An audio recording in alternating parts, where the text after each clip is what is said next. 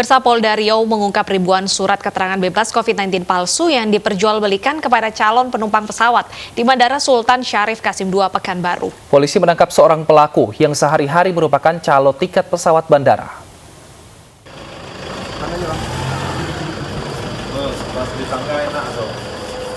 Polisi meringkus seorang tersangka penjual surat keterangan bebas COVID-19 palsu ke kantor Direktorat Reserse Kriminal Umum Polda Riau. Pria berinisial N ini sehari-hari menjadi calo tiket pesawat di Bandara Sultan Syarif Qasim II, Pekanbaru. Tersangka ditahan setelah polisi menerima laporan adanya surat swab antigen palsu yang digunakan calon penumpang.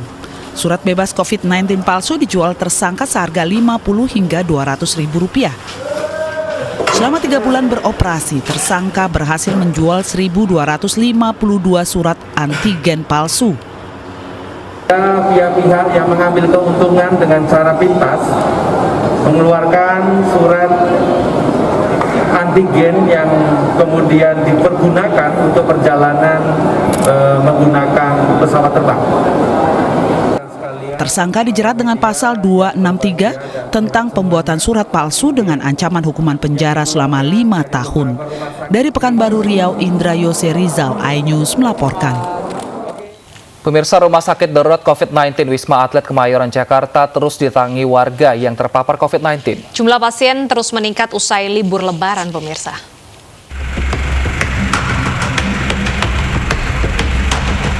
Dengan dibawa menggunakan bus sekolah, sejumlah warga yang terpapar COVID-19 dari sejumlah daerah di Jakarta tiba di Rumah Sakit Darurat Wisma Atlet Kemayoran. Umumnya warga yang datang adalah warga yang memiliki gejala ringan hingga sedang. Mereka akan menjalani isolasi dan perawatan di Rumah Sakit Darurat Wisma Atlet. Ironisnya, pasien yang datang tak hanya orang dewasa, banyak juga anak-anak yang harus menjalani perawatan di Rumah Sakit Wisma Atlet karena terpapar COVID-19. Mirisnya, anak-anak ini terpapar virus corona dari kerabat dan keluarga dekat mereka. Hingga hari ini tercatat tingkat hunian pasien di Rumah Sakit Wisma Atlet Kemayoran mulai menunjukkan tren meningkat. Di Tower 4, tingkat hunian mencapai 1,62% dengan sisa bed mencapai 1.521 unit. Sementara di Tower 5 yang disediakan untuk menampung pasien klaster lebaran dan mudik, tingkat hunian mencapai 23,50%. Sementara sisa bed mencapai 1.201 unit. Sedangkan di Tower 6, tingkat hunian mencapai 71,77% dengan sisa bed mencapai 367 unit. Dan di Tower 7, tingkat hunian mencapai 80% dengan sisa bed hanya 315 unit. Tim Liputan iNews melaporkan. Pemirsa, untuk mengetahui lebih dalam terkait dengan okupansi pasien Rumah Sakit Darurat Wisma Atlet, sudah bersama kami Riki Iskandar. Selamat siang, Riki. Apakah ada peningkatan jumlah pasien terkonfirmasi positif COVID? Baik, selamat siang Deta. Ya, terkait dengan angka positif COVID-19 ini dikabarkan memang ada peningkatan yang cukup signifikan mencapai angka 28%, di mana angka sebelumnya ini hanya mencapai 15% per tanggal 17 Mei dan saat ini sudah mencapai angka 43,21%. Angka mencapai 28%, tentu ini angka yang sangat fantastis sekali untuk angka positif COVID-19. Dan untuk mengetahui data lebih lengkap, kita sudah bergabung sama Komandan Tim Satgas, yakni Dr. Arifin. Selamat siang, Dok. Ya, selamat siang. Dok, terkait dengan angka positif COVID ini mencapai 28%, Dok.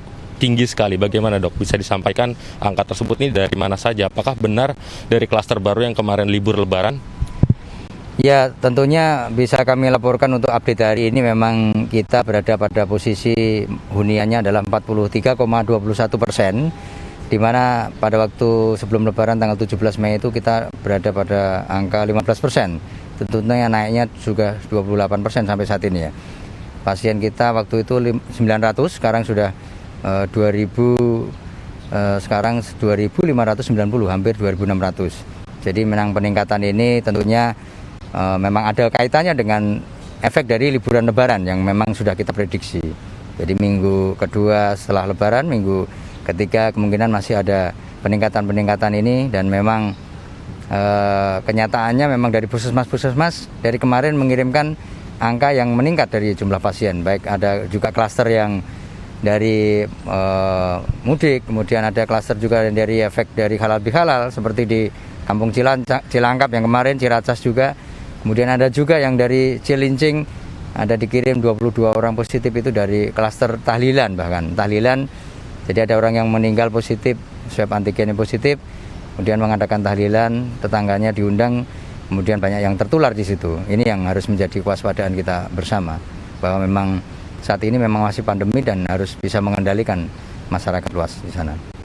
Kemarin pemerintah juga sudah melakukan penyekatan. Ini artinya ada larangan dari pemerintah untuk tidak pergi mudik ataupun tidak pergi berlibur. Apakah pasien yang didapat di Wisma Atlet ini terdapat dari yang penyekatan kemarin, Pak? Ya, kalau efek penyekatan dari mudik, Bali mudik ya, yang balik ke arah Jakarta memang dari kilometer 34 salah satunya. Kemudian di titik-titik tertentu juga ada juga yang dikirim di sini, namun jumlahnya tidak terlalu banyak ya.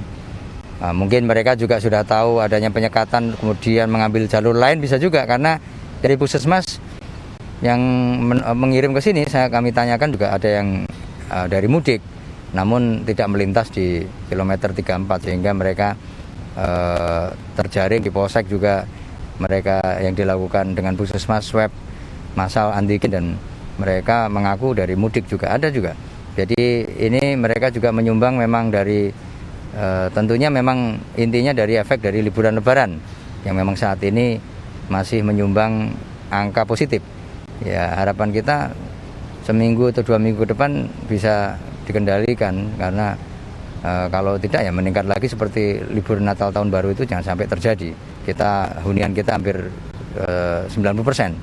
Harapan kita ya mudah-mudahan ini sudah tidak meningkat lagi untuk klaster dari efek Lebaran. Masyarakat luas mohon untuk tetap waspada dan memang hindari dulu mungkin yang halal bihalal, kumpul-kumpul makan bersama, mungkin untuk menghindari klaster baru.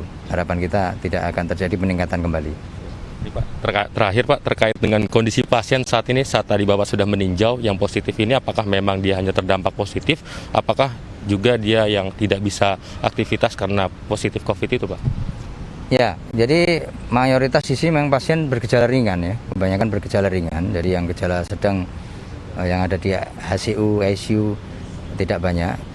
Jadi mereka masih bisa beraktivitas seperti biasa. Kami tadi juga pagi tadi terjun langsung memantau dan ikut senam aerobik pasien, dan saya sedikit wawancara juga, diskusi ke pasien asal-asal mereka, bahkan dari Serang sudah banyak juga, dari Serang. Tadi kami beberapa orang yang saya panggil ke panggung ternyata asalnya dari Serang, dan mereka kampungnya juga sudah terdetek banyak yang positif juga. Ini yang harus diwaspadai. Jadi masyarakat yang ada di sini memang sudah campuran dari Jabodetabek ya, karena memang tidak hanya masyarakat Jakarta saja, bahkan WNA juga ada yang dirawat di sini, dari Belanda ada, dari Filipina juga ada yang dirawat di Tower 5.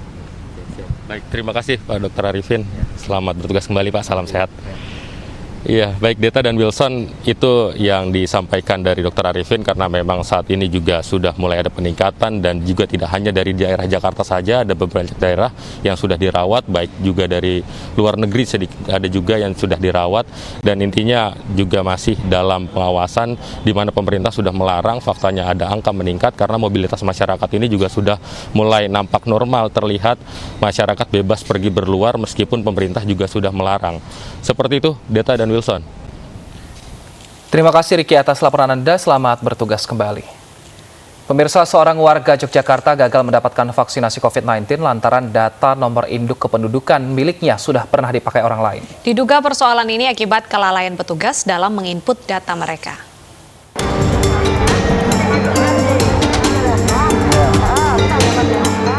Prasetyawan, 46 tahun, warga Kecamatan Tegalrejo, Yogyakarta, terpaksa harus menunda keinginannya untuk mengikuti vaksinasi COVID-19. Ia gagal mendapatkan vaksinasi lantaran nomor induk kependudukan miliknya sudah digunakan orang lain. Hal ini terungkap saat proses verifikasi data peserta vaksinasi. Padahal, selama ini ia belum pernah mengikuti vaksinasi. Jadi nik saya itu kan terdata sudah divaksin. Ternyata setelah di cross check itu ada perbedaan karena nik itu salah satunya juga menyebutkan tanggal bulan tahun lahir. Itu ternyata yang mungkin kemungkinan salah input. Jadi di situ harusnya yang sudah terdaftar itu harusnya ada angka 76, ternyata 75. Tapi jenengan belum merasa divaksin? Belum. Dan itu namanya nik juga beda kok. Beda ya? Iya. Karena data yang digunakan berbasis data nomor induk kependudukan, petugas tim vaksinasi menyebut vaksinasi Prasetyawan tidak dapat dilakukan. Diduga hal ini terjadi akibat kelalaian dalam input data peserta vaksin. Vaksin ke klinik Deskes ya? gitu kan. Iniknya aja ya itu ya? Niknya? Kalau Beda nama? beda nama, artinya juga nggak bisa vaksin ya tetap? Nggak bisa. Nggak bisa ya, jadi Nggak bisa. harus diurus lagi. Kita gitu. masa berdasarkan NIK. NIK-nya ya gitu Iya. kan. Persoalan kesalahan input data vaksinasi ini selanjutnya akan ditindaklanjuti ke Dinas Dukcapil setempat. Dari Yogyakarta, Heru Trijoko, iNews melaporkan. Guru honorer terjebak utang pinjaman online ratusan juta rupiah. Kami hadirkan informasinya usai jeda berikut.